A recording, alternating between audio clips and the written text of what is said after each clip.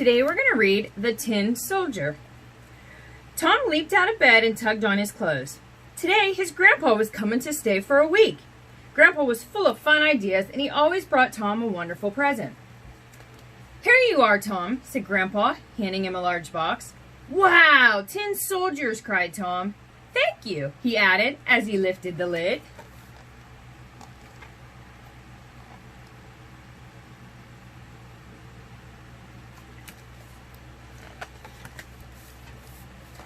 "Oh dear," said Grandpa, taking out a soldier.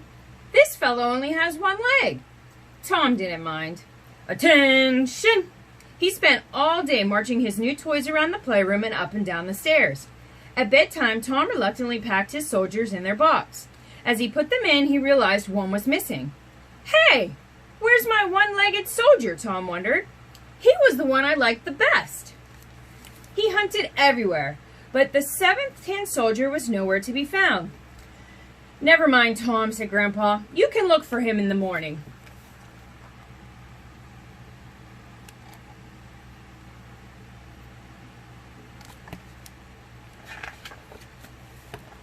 Tom climbed into bed with a sigh and snuggled down under the bedclothes. After the day's marching, he was soon fast asleep. "Yippee!" came a tiny cry from underneath his bed. "Now it's our turn to have some fun." Soon, robots and building blocks were racing across the floor of the playroom. A flying saucer whizzed around in circles with a pirate captain clinging on the wall for all he was worth. "Har, har, me hearty," chuckled the pirate to the space pilot. "If only Tom could see us now. Woo-hoo!"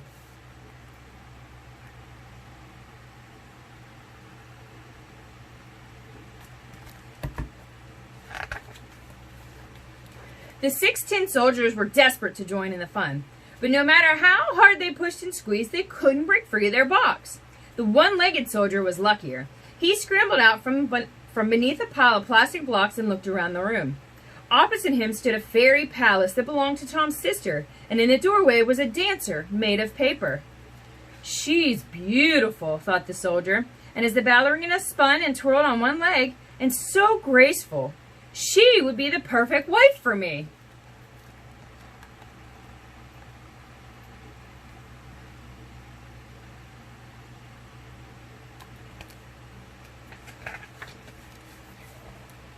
The paper ballerina noticed the soldier peeking out from the blocks and blushed. The more she danced, the more the tin soldier fell hopelessly in love. The ballerina smiled. No one had ever admired her dancing as much as this handsome soldier. One of the other toys had noticed the soldier and the ballerina staring at each other, and he was not happy. A sudden boing made the soldier jump. "Keep your eyes off that ballerina," snapped a bad-tempered Jack-in-the-Box. "I'm going to marry her, so stay away."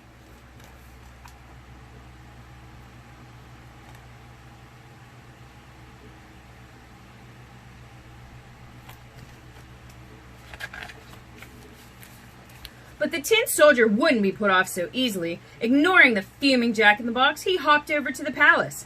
He plucked one of the flowers that covered the walls and nervously offered it to the ballerina. "Your dancing was the most beautiful thing I've ever seen," said the soldier. "Why, thank you," replied the ballerina. The Jack-in-the-Box growled. "I've warned you once, soldier," he said through gritted teeth. "If you don't back off, there's gonna be trouble." The brave soldier didn't care. He and the ballerina chatted and chuckled together until dawn. The next morning, Tom awoke to find the one-legged soldier on the palace steps. "How did you get there?" said Tom, placing his toys on the windowsill.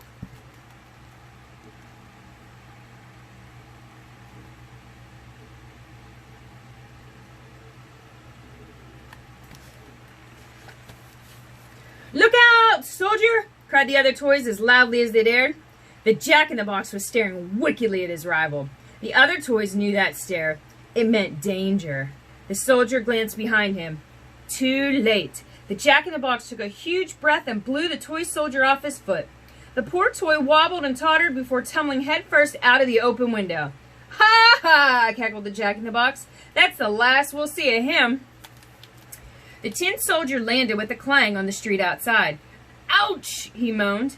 Just then he heard pounding footsteps and 2 boys rushed up, grinning.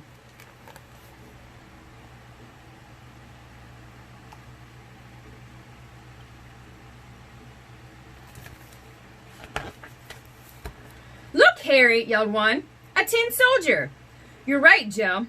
Hey, let's turn him into a sailor, laughed Harry.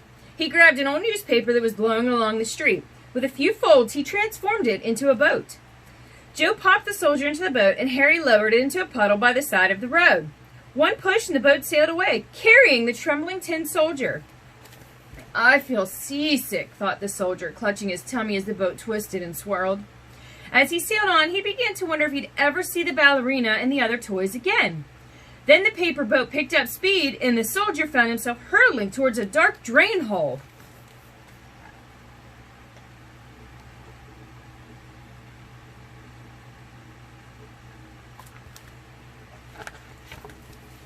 Ah! The boat plunged over the edge and fell splat into the smelly, sludgy sewer below. Pew! Spat the soldier, holding his nose. The boat sailed on into the darkness. Moments later, a dirty rat scuttled out from behind the shadows. Pay me a penny to pass, he demanded. Sorry, called the soldier as his little craft spun past. I'm afraid I don't have any money. Mustache rat, come back here.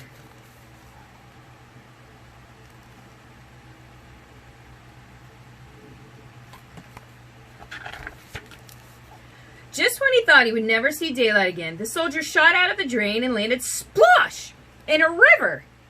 Now the boat was soggy, so it sank. Glug, glug, glug, said the soldier as he dropped below the surface. Down and down he fell. He had almost reached the riverbed when a huge fish swam up. Ah, lunch, thought the fish with a greedy grin. He opened his mouth and gobbled down the soldier. Tinny, thought the fish, but not bad. It looks as if I'll be stuck in this fish forever, sighed the soldier. He shut his eyes and dreamed of the lovely ballerina. Little did the soldier know, but his luck was about to change.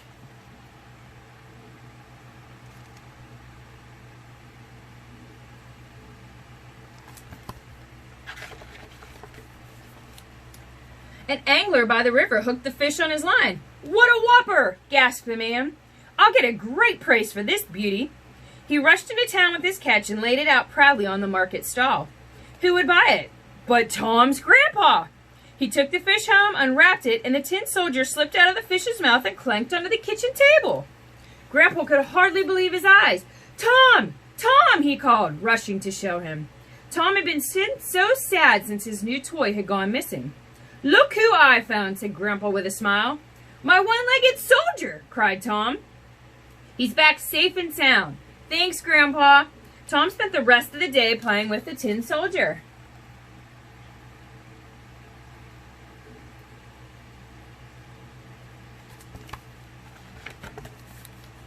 That night, the delighted toys gathered around to welcome back their friend. Everyone was pleased to see him. Well, nearly everyone. I'm so glad you're home. Yippee! Phooey! The Jack-in-the-Box was so cross he bounced up and down for 1 hour. Eventually, his springs couldn't take anymore. Ping! Went one. Doing! Went another. With a last gasp, he flopped over and never worked again.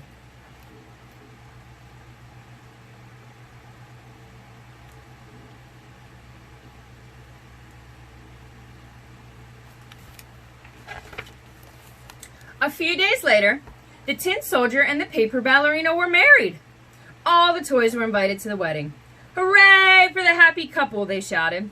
There was singing and dancing until dawn, and Tom never knew about a thing.